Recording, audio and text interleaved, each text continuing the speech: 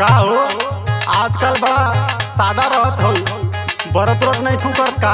काहे तुम्हें कौन दिक्कत बा हो? अरे दिक्कत ना बाते, हम कुछ जानना चाहते हैं, बता दे तू।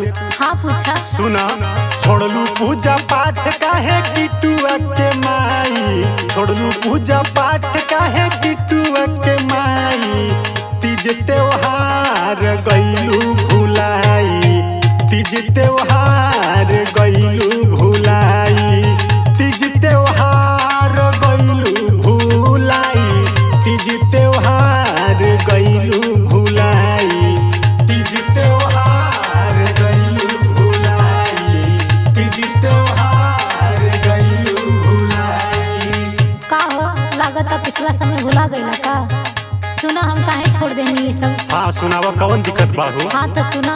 और गरवा में हाड़ी गइल झाड़ू लटकाई, गरवा में हाड़ी गइल झाड़ू लटकाई, केहू न काहे भइल सहाई, केहू न काहे भइल सहाई, केहू न काहे भइल सहाई, केहू न काहे भइल सहाई।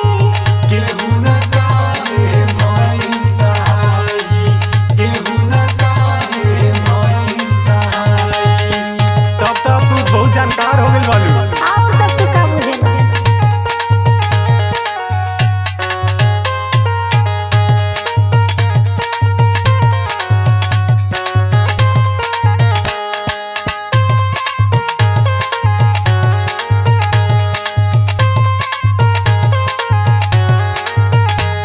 तो सुना, एक बात और ही बता दे तू। हाँ हाँ पूछा पूछा। तोड़ देलू रीतिया ना भूखलू चौथिया, काहे भइलू बोला तू नादान, आए हाय काहे भइलू बोला तू नादान, मोरे धनिया काहे भइलू बोला तू नादान।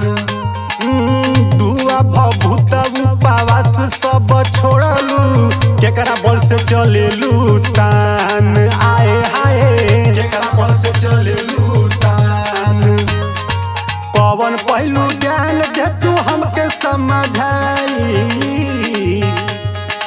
कौन पहलू ज्ञान दे तू हमके समझाई, तीज त्योहार गइलू भुलाई, तीज त्योहार गइलू भुलाई, तीज त्योहार गइलू भुलाई, तीज त्योहार गइलू भुलाई, तीज त्योहार गइलू भुलाई।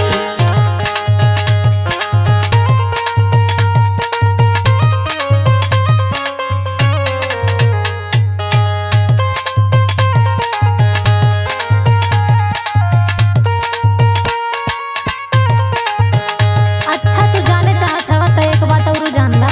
अच्छा बताओ। चलत हवे धरती ता होला दिन रतिया, प्रेम बरसे दुनिया जहान, आए हाय प्रेम बरसे